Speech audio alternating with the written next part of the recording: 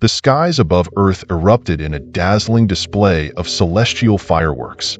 Streaks of purple and green tore through the atmosphere, leaving trails of ionized gas in their wake. To the untrained eye, it might have seemed like a particularly intense meteor shower. But Colonel Thaddeus Blackburn knew better. "Holy shit! They're actually here!" he exclaimed, nearly spilling his coffee as he leapt from his chair in the underground command center of Cheyenne Mountain. "Sound the goddamn alarm!" Klaxons blared throughout the facility as personnel scrambled to their stations. The long-dreaded day had finally arrived. Earth was facing its first extraterrestrial invasion. Across the globe, similar scenes unfolded. In Beijing, General Mei Lihua barked orders to her subordinates, her eyes never leaving the holographic display showing hundreds of unidentified objects entering Earth's atmosphere. In Moscow, President Dmitry Volkov gripped the edge of his desk, knuckles white, as he watched the same feed with a mixture of fear and determination. The Galactic Hegemony, a coalition of advanced alien races that had terrorized countless worlds across the Milky Way, had finally set its sights on Earth. Led by the ruthless Zarkath species, the hegemony had crushed all opposition for millennia, assimilating or annihilating any civilization that dared to resist. But humanity had long suspected this day would come. For decades, Earth's governments had secretly prepared for the possibility of alien contact and conflict. Now, those preparations would be put to the ultimate test. As the first hegemony ships breached the mesosphere, an unexpected calm settled over Colonel Blackburn. He took a deep breath, straightened his uniform, and addressed his team. "Listen up, people. This is not a drill. Everything we've trained for, everything we've built, it all comes down to this moment. The entire fucking galaxy thinks we're just another primitive world ripe for conquest. But we're about to show these alien bastards that humanity is not to be trifled with."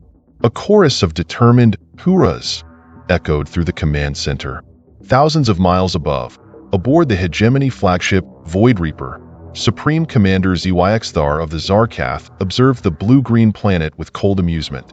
His mandibles clicked in anticipation of an easy victory.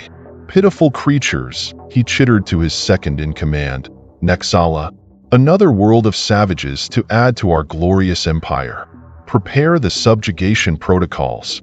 Nexala bowed her eye stalks in deference. "Yes, Supreme Commander. Our preliminary scans show no signs of advanced technology or organized resistance. This should be a swift conquest." As the hegemony fleet descended through Earth's upper atmosphere, they remained blissfully unaware of the vast network of defensive satellites and orbital platforms that lay dormant, cloaked from their sensors. Humanity had reverse-engineered technology from crashed alien scouts over the years, developing countermeasures in secret. On the ground, hidden bunkers across the planet hummed to life. Experimental weaponry, powered by dark matter reactors and quantum-entangled targeting systems, stood ready to unleash hell upon the unsuspecting invaders. In the White House Situation Room, President Eleanor Steele's face was a mask of grim determination. She turned to her Joint Chiefs of Staff and uttered the words that would change the course of human history. "Initiate Operation Cosmic Fury. Let's show these alien assholes what happens when you mess with Earth." As the first hegemony dropships entered visual range of major cities, they expected to find panicked masses and easy targets. Instead, they were greeted by a carefully orchestrated ambush that would make the Battle of Thermopylae look like a schoolyard scuffle. The invasion of Earth had begun, but the galactic hegemony was about to learn a harsh lesson. Humanity doesn't roll over for anyone, not even self-proclaimed gods of the cosmos. Little did they know, the galaxy-wide fear that had propelled their conquest was about to meet its match at Earth's frontier. The hegemony dropships screamed through Earth's atmosphere, their hulls glowing red-hot from the friction. Supreme Commander Zyxthar watched with smug satisfaction as the first wave approached New York City. "Witness the fall of their primitive civilization, Nexala," he crowed. "Soon, these humans will beg for the privilege of serving the hegemony." But as the alien vessels neared the city's skyline, something unexpected happened. A brilliant blue beam lanced upward from the top of the Empire State Building, slicing through the lead dropship like a hot knife through butter. "What the?" ZYXThar's mandibles clacked in shock. Across the globe, similar scenes unfolded. In Tokyo, swarms of nanobots engulfed hegemony craft, disassembling them in midair. Over Moscow, gravity manipulation fields sent alien ships crashing into each other. And in Rio de Janeiro, a massive EMP pulse disabled an entire squadron, sending them plummeting into the Atlantic. Back in Cheyenne Mountain, Colonel Blackburn allowed himself a grim smile. "That's right, you alien fucks. Welcome to Earth." The hegemony's initial assault had been decimated, but this was just the opening salvo. ZYXThar, his compound eyes blazing with fury, ordered a full-scale invasion. "Impossible," he raged. "These vermin have technology that rivals our own. Nexala, commence orbital bombardment. Reduce their cities to ASH." But as the hegemony fleet prepared to rain destruction from orbit, they encountered yet another surprise. Earth's supposedly non-existent space defenses sprang to life. Hidden lunar bases activated massive railguns, hurling projectiles at relativistic speeds towards the alien armada. Cloaked battle stations in geosynchronous orbit revealed themselves, unleashing salvos of antimatter torpedoes. President Steele's voice crackled over a hastily established quantum entanglement communications channel. "This is the President of the United States, broadcasting on all frequencies. To the invading alien forces, we will not submit. We will not surrender. Earth stands united against your aggression." Similar messages echoed from leaders around the world, a chorus of defiance in the face of cosmic tyranny. On the ground, the real battle was just beginning. Hegemony ground forces, composed of various subjugated alien races, poured from their landing craft. They expected easy prey but found themselves facing a prepared and determined enemy. In the outskirts of Beijing, Private First Class Liang Jia crouched behind a makeshift barricade, her pulse rifle at the ready. Beside her, Sergeant Alexei Volkov adjusted the settings on his plasma grenade launcher. "Ready for this, rookie?" Alexei grinned, his scarred face a testament to previous battles against black market alien tech. Liang nodded, her grip tightening on her weapon. "Born ready, Sarge. Let's show these ET bastards they picked the wrong planet to invade." As the first wave of hegemony troops rounded the corner, a hellish firefight erupted. Liang's pulse rifle spat hyper-accelerated flechettes, shredding through alien armor. Alexei's grenades created miniature suns, vaporizing entire squads. But the aliens kept coming, wave after relentless wave. For every invader that fell, two more took its place. The human defenders found themselves slowly pushed back, street by bloody street. Similar scenes played out in cities and rural areas across the globe. Humanity fought with a ferocity that shocked the hegemony forces, but the aliens' numerical superiority was taking its toll. In orbit, the space battle raged on. Earth's defenses, while impressive, were beginning to buckle under the sheer weight of the hegemony's assault. ZYXThar, sensing victory within his grasp, prepared to lead a final push. "Enough of this foolishness," he snarled. "Prepare the world breaker. We'll crack this miserable planet's crust and be done with it." As a massive ship, easily the size of a small moon, began to move into position, Earth's leaders realized they were running out of options. Conventional weapons, even their most advanced tech, wouldn't be enough to stop the world breaker. In a secure bunker beneath the Swiss Alps, a group of Earth's top scientists huddled around a device that defied description. Dr. Aisha Chakraborty, her eyes wild with a mixture of excitement and fear, turned to her colleagues. "It's time," she said, her voice barely above a whisper. "We have to use the Prometheus protocol. God help us all." As the World Breaker's main cannon began to power up, preparing to deliver a blow that would shatter continents, humanity prepared to unveil its ultimate weapon, a desperate gamble that would either save Earth or doom it entirely.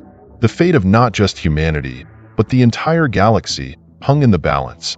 And in the coming hours, the universe would learn just how far humans were willing to go to protect their home. The World Breaker loomed over Earth, its massive cannon glowing with ominous energy. ZYXThar's mandibles quivered with anticipation. At last, the end of this pitiful resistance. Fire when ready. But before the World Breaker could unleash its planet-shattering blast, a blinding light erupted from the surface of Earth. It started as a pinprick in the Swiss Alps, then expanded rapidly, engulfing the entire planet in a matter of seconds. What in the name of the void? Zyxthar screeched, his compound eyes struggling to process the phenomenon. In the underground lab, Dr. Chakraborty and her team watched in awe as the Prometheus protocol activated. The device, a culmination of decades of secret research into quantum entanglement and dark energy manipulation, began to rewrite the very laws of physics around Earth. "It's working," Dr. Chakraborty exclaimed, her voice a mixture of elation and terror. "The quantum field is stabilizing." As the light faded, the hegemony forces found themselves facing a transformed Earth. The planet was now surrounded by a shimmering, translucent barrier that defied their sensors. Zyxthar, his earlier confidence shattered, barked orders frantically. "Fire the world breaker. Crush this insignificant world." The world breaker's beam lanced out, striking the barrier with enough force to shatter a small moon. But instead of breaking through, the energy simply dissipated, absorbed by the quantum shield. On the surface, the tide of battle shifted dramatically. Human soldiers found themselves imbued with newfound strength and speed, their weapons suddenly far more effective against alien armor. In New York, a squad of Marines led by Captain Zara Hendricks charged into a group of Zarkath elites. Zara's combat knife, now vibrating at a quantum level, sliced through alien exoskeletons like they were made of paper. "Holy shit!"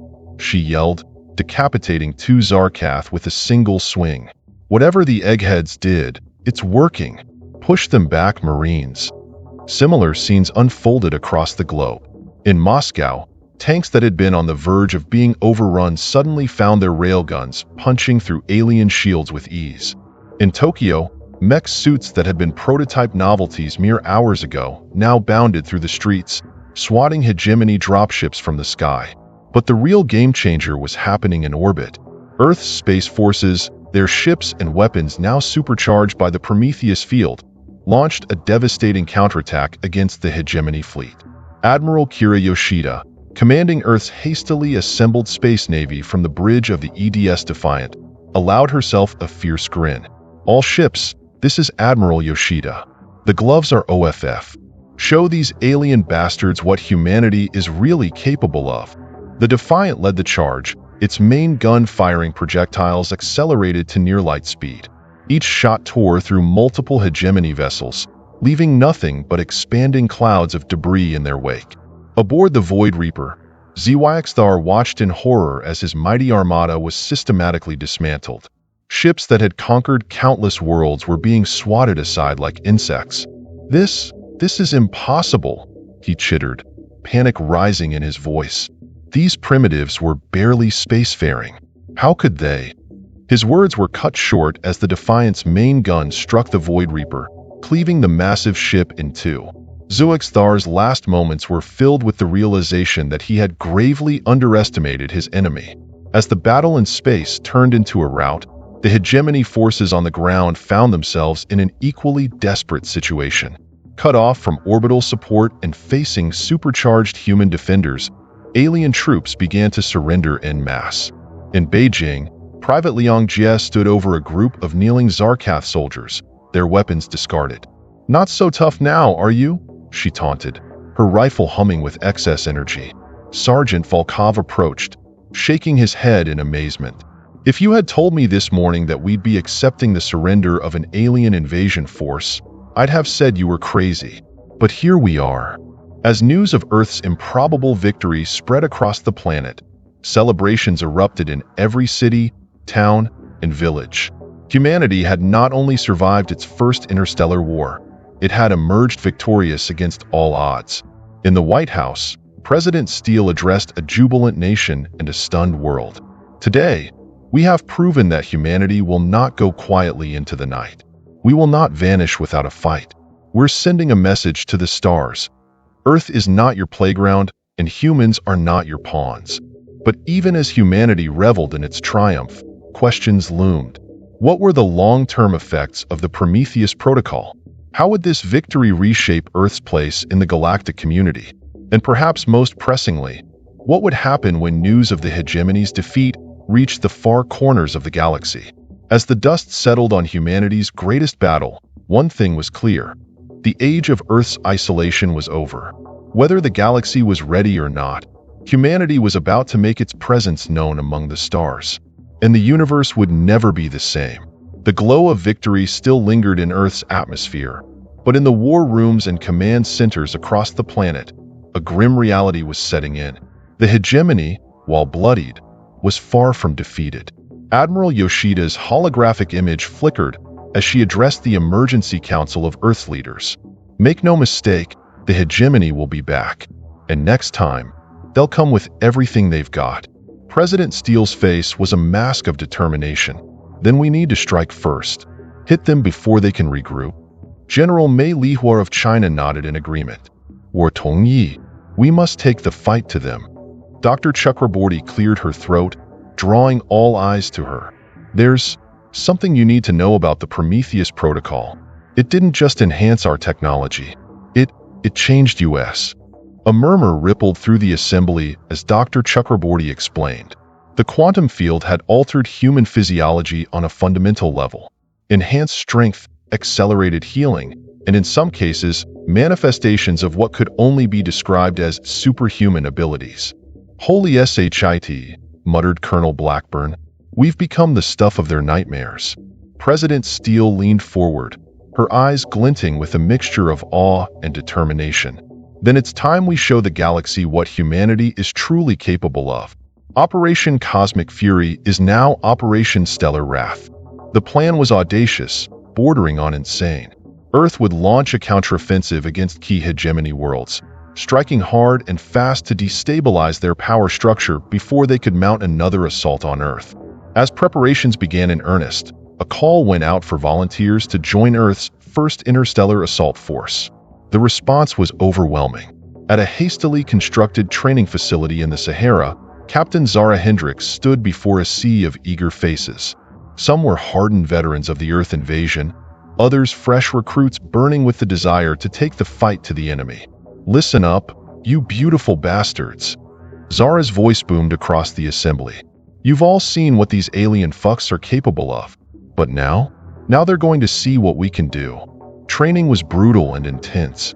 Soldiers learned to harness their new abilities, pushing the limits of what was humanly possible, and then going beyond.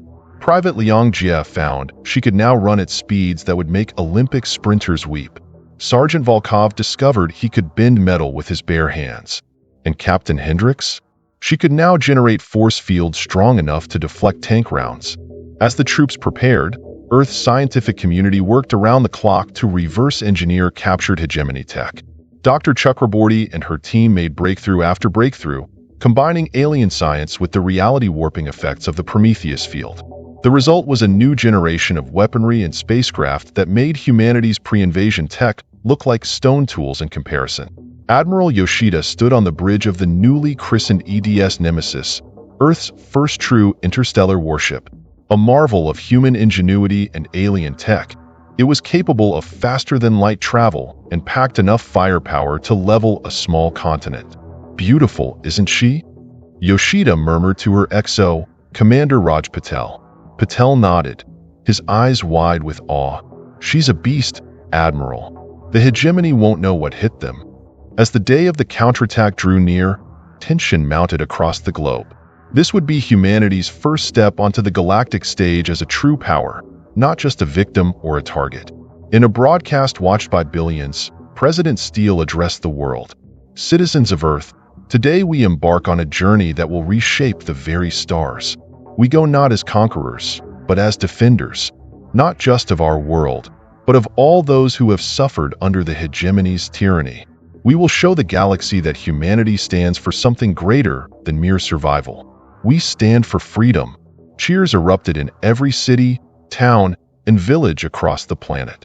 The speech was broadcast into space, a clear message to any alien civilizations monitoring Earth. Humanity was coming, and the old order of the galaxy was about to be upended. Aboard the Nemesis, Admiral Yoshida gave the order that would echo through history. All ships, prepare for FTL jump. Operation Stellar Wrath is go. Let's remind these alien bastards why you don't mess with Earth. As the first wave of Earth's fleet vanished into the swirling vortexes of hyperspace, the galaxy held its breath. The hegemony's reign of terror was about to meet its match, and the name of humanity would soon be spoken with awe and fear across the stars. The counterattack had begun, and with it, the dawn of a new era for Earth and the entire Milky Way. Little did anyone know, this was just the beginning of humanity's cosmic odyssey. The true test of their newfound power was yet to come, and the consequences of their actions would ripple across the universe in ways no one could have predicted. The initial success of Operation Stellar Wrath had been intoxicating. Earth's forces, supercharged by the Prometheus Protocol, had torn through the hegemony's outer defenses like tissue paper. Worlds that had cowered under alien rule for millennia saw their oppressors fleeing before the human onslaught. But the hegemony was vast, and Earth had underestimated its ability to adapt. Admiral Yoshida's face was grim as she addressed the War Council via hologram. They've regrouped, and they've evolved. Somehow, they found a way to partially nullify the Prometheus field's effects. President Steele's knuckles whitened as she gripped the edge of the table. How bad is it, Admiral? Bad enough that we've had to fall back to defensive positions around Earth. They're coming, Madam President, and this time, they're bringing everything. As if on cue, alarms blared throughout the command center. Colonel Blackburn's voice cut through the chaos. Massive hyperspace signatures detected. It's bigger than anything we've seen before. The holo display flickered to life, showing a sea of hegemony ships emerging from FDL. At their center was a behemoth that dwarfed even the Worldbreaker, a planet-sized construct of metal and energy that pulsed with malevolent power. "Dear God," whispered Dr. Chakraborty, "what is that thing?" The answer came in the form of a transmission that overrode every communication channel on Earth. A familiar chittering voice filled the airwaves. "Humans, I am High Overlord ZYXthar, reborn through the glory of hegemony technology. You dared to challenge the natural order of the galaxy. Now, witness the price of your arrogance." The massive construct began to glow, and suddenly, Earth's vaunted Prometheus field flickered and weakened. "They've created some kind of anti-Prometheus device," Dr. Chakraborty shouted, her fingers flying over holographic displays. "It's disrupting the quantum field on a massive scale." As Earth's enhanced defenses faltered, the hegemony fleet pressed its advantage. Swarms of ships descended on the planet, their weapons blazing. In New York, Captain Zara Hendricks found herself struggling to generate the force fields that had once come so easily. "Shit. Whatever they're doing, it's affecting us too." Private Liang Jie, now a seasoned veteran, took cover beside her as alien plasma fire rained down. "So we're back to being regular humans? Fine by me, Captain. We kicked their asses before the Prometheus Protocol, and we'll do it again." Across the globe, similar scenes played out. Humanity's supercharged forces found themselves suddenly vulnerable, but their fighting spirit remained undiminished.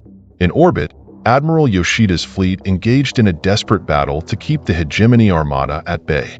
The EDS Nemesis, once seemingly invincible, now sported scorch marks and hull breaches.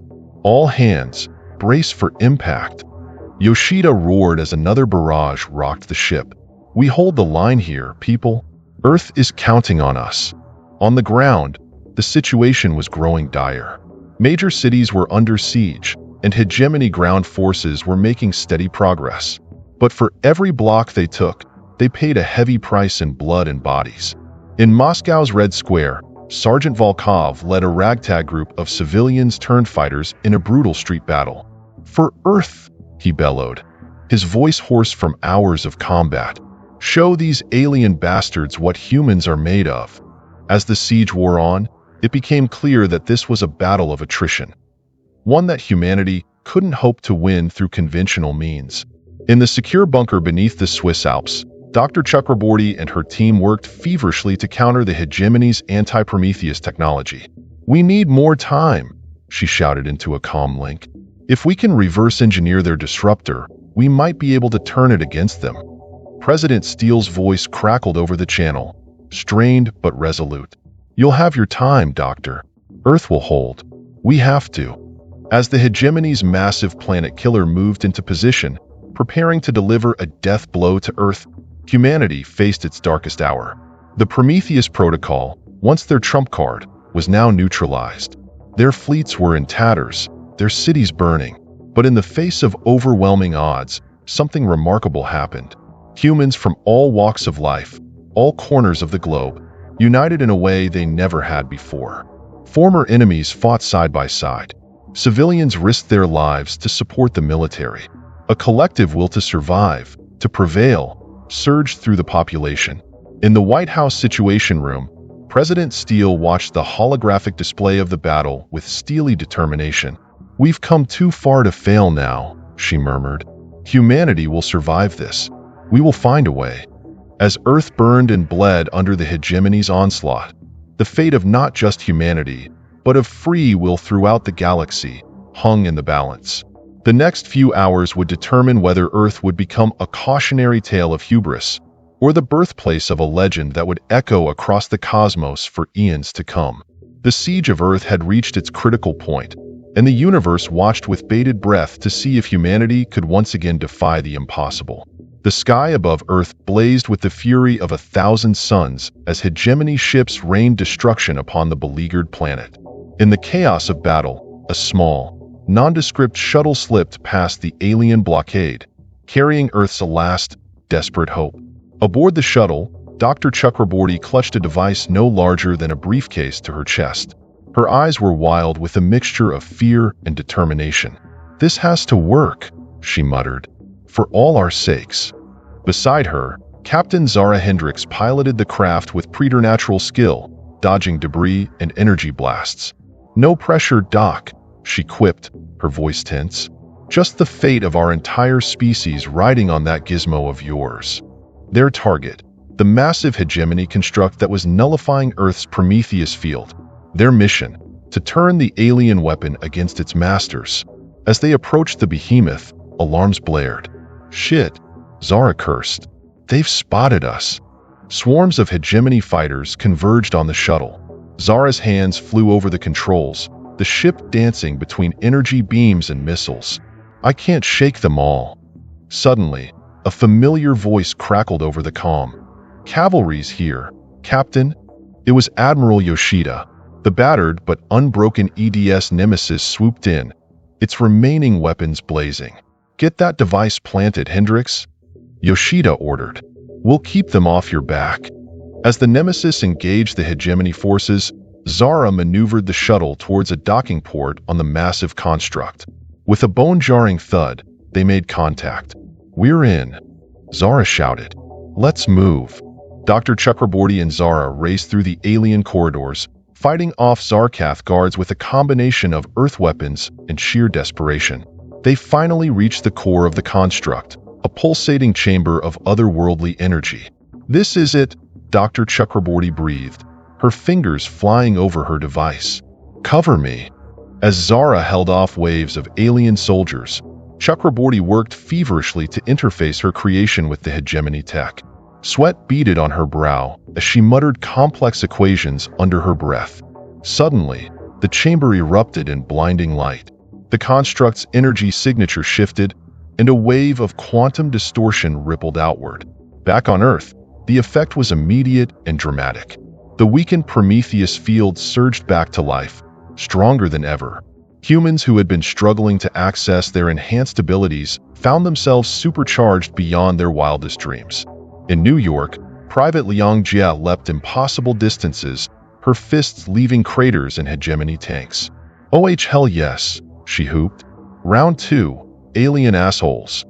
In Moscow, Sergeant Volkov found he could now generate seismic shockwaves with a stomp of his foot, sending entire squads of Zarkath troops flying.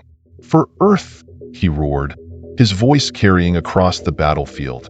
In orbit, the tide of battle shifted dramatically.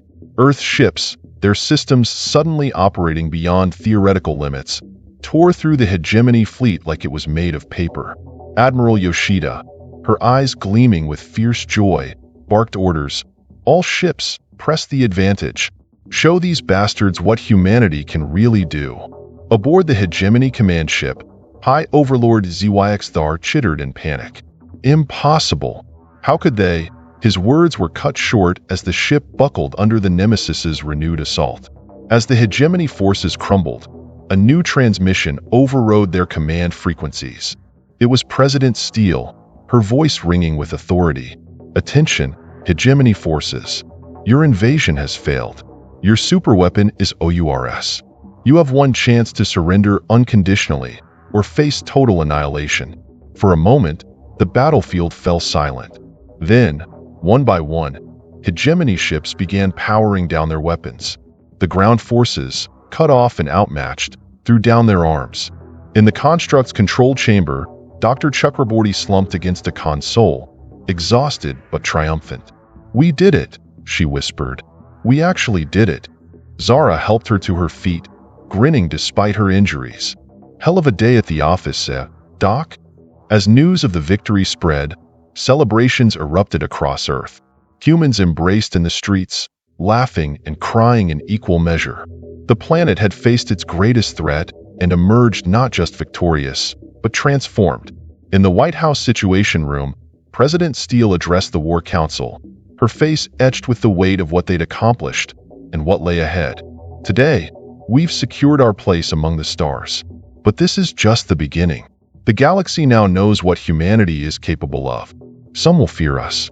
Others will seek our protection. We must be ready for both." Colonel Blackburn, his uniform still singed from battle, nodded gravely. "The hegemony was just the first. There'll be others." "Let them come," Admiral Yoshida said, her hologram flickering with newfound energy. "Earth will be ready." As the sun rose on a new era for humanity, questions loomed. How would they use their newfound power? What responsibilities came with their victory? And what other cosmic forces might take notice of the upstart species that had defeated the mighty hegemony? One thing was certain: the age of Earth's isolation was over. Humanity was now a force to be reckoned with in the galactic community, and the universe would never be the same. The story of Earth's defiance, of humanity's indomitable spirit, would be told and retold across countless worlds.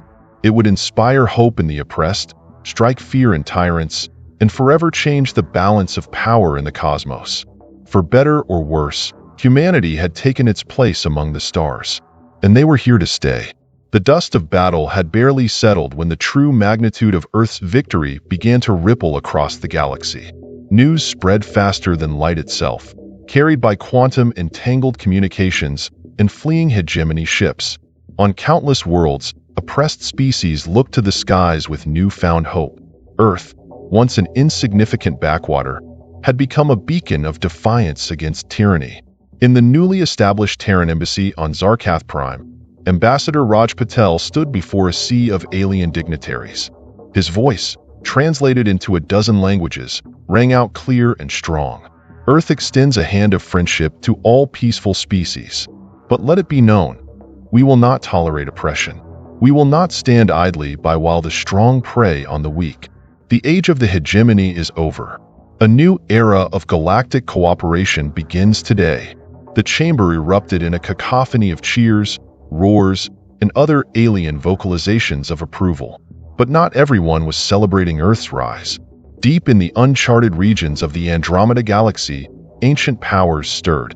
Beings that made the hegemony look like children playing at war took notice of the upstart species that had upset the cosmic balance. On Earth, the euphoria of victory was tempered by the weight of new responsibilities. President Steele addressed a special session of the United Nations, her words broadcast to every corner of the planet. "We stand at a crossroads, not just for our species, but for all sentient life. With great power comes great responsibility. We must use our newfound abilities wisely, lest we become the very thing we fought against." The debate raged. Some called for Earth to become the galaxy's police force, imposing their will on other civilizations. Others argued for isolation, focusing on advancing human society further. In the end, a middle path was chosen. Earth would establish the Galactic Concord, an alliance of free worlds dedicated to mutual defense and scientific advancement. As Earth's fleets, now augmented with reverse-engineered hegemony tech, spread across the stars, they encountered wonders and horrors beyond imagination. On the jungle world of Verdantis, Captain Zara Hendricks led a first contact mission with a species of sentient plants. As she stepped from her shuttle, tendrils of bioluminescent vegetation reached out to greet her. "Well, I'll be damned," she muttered, her force field shimmering as it analyzed the alien biochemistry. "Looks like we've got some new friends to add to the Concord." Meanwhile, in the depths of a gas giant in the Orion Arm, Dr. Chakraborty and her team made a chilling discovery. A dormant swarm of planet-sized, mechanical entities that predated even the hegemony. "My God," she whispered, her enhanced mind struggling to comprehend the scale of what they'd found. If these things wake up, the message was clear. For all of humanity's newfound power, they were still infants in a universe far older and stranger than they had ever imagined. As Earth's influence grew, so did the challenges. Rogue human factions, drunk on power, threatened to splinter the fragile alliance. Admiral Yoshida found herself battling former comrades who sought to establish a human empire through force. "We didn't fight the hegemony just to become them," she roared, as the Nemesis engaged a fleet of separatist ships near Alpha Centauri. On 100 worlds, humans worked alongside alien species to rebuild civilizations shattered by millennia of hegemony rule. Private Liang Jie, now Colonel Liang, led a mixed team of humans and former hegemony slave races in the reconstruction of a devastated ecumenopolis. "Come on, you magnificent bastards," she shouted, effortlessly lifting a fallen skyscraper with her enhanced strength. "Let's show the galaxy what cooperation can achieve." But even as humanity reached new heights, dark clouds gathered on the cosmic horizon. The Promethean energy that had transformed Earth had not gone unnoticed by forces beyond mortal comprehension. In the space between galaxies, vast intelligences that had slumbered for eons began to stir. Their awakening sent ripples through the fabric of reality itself.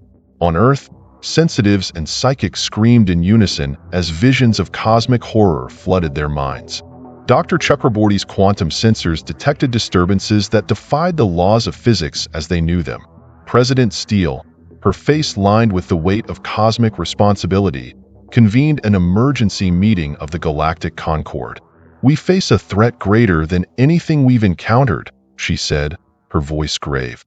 "The hegemony was just the beginning. Now, we must prepare for a war that will determine the fate of not just our galaxy, but of reality itself." As the representatives of 100 species debated strategy, Earth's fleets mobilized. Humanity, so recently thrust onto the galactic stage, now found itself as the vanguard against forces that threatened all of creation. The Promethean gifts that had saved Earth would now be put to the ultimate test. Could humanity's indomitable spirit, their refusal to submit in the face of overwhelming odds, stand against the very architects of the cosmos? As the first tendrils of extra-dimensional horror began to seep into our reality, Earth's defenders stood ready. They were no longer just fighting for their planet, or even their galaxy. They were fighting for the very concept of free will in a universe that seemed determined to snuff it out. The battle for Earth had been won, but the war for existence itself was just beginning. And humanity, for better or worse, would be at the center of it all. In the vast tapestry of cosmic history, Earth's story was just beginning. But it was already clear that this chapter would be written in letters of fire, visible across the breadth of creation. Humanity had claimed its place among the stars. Now, they would have to prove they deserved it. The universe, in all its infinite wonder and terror, awaited.